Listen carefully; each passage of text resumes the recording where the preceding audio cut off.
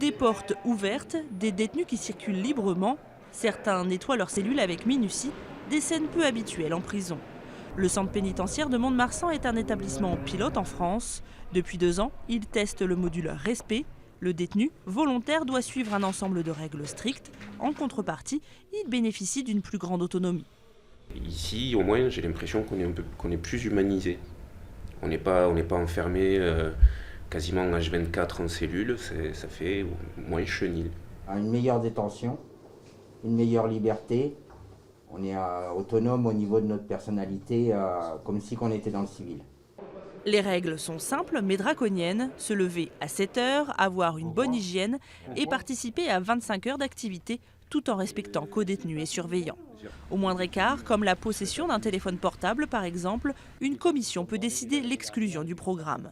Une rigueur qui semble fonctionner. Au sein de la prison, la différence saute aux yeux entre le bâtiment classique et le bâtiment respect.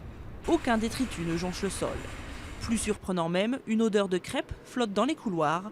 Des détenus cuisinent pour les plus démunis. Ça change la responsabilisation des personnes détenues en fait.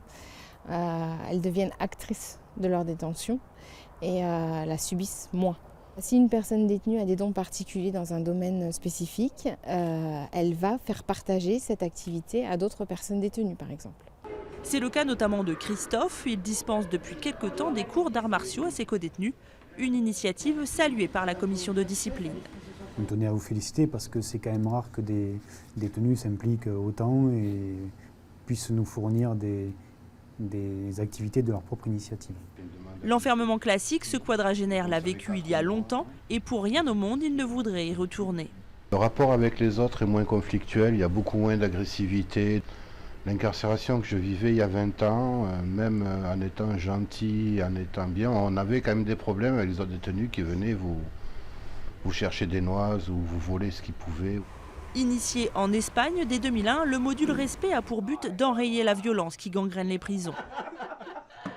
Et depuis 2 ans, de l'avis des surveillants, c'est une réussite. On est passé d'un système classique où il y avait effectivement des violences en détention, qu'elles soient physiques ou verbales, à aujourd'hui pratiquement aucune violence. Les détenus gèrent eux-mêmes leurs conflits en présence du personnel. Des contrôles de cellules ont encore lieu de manière inopinée, mais les surveillants ne viennent plus la boule au ventre au travail. Leur rôle est devenu plus gratifiant.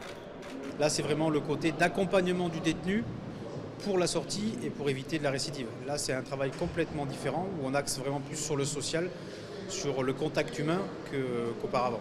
Aujourd'hui, 5 centres pénitentiaires en France ont adopté ce module et d'autres devraient rapidement voir le jour. En plus de diminuer la violence, ce dispositif aurait également des effets positifs sur la réinsertion.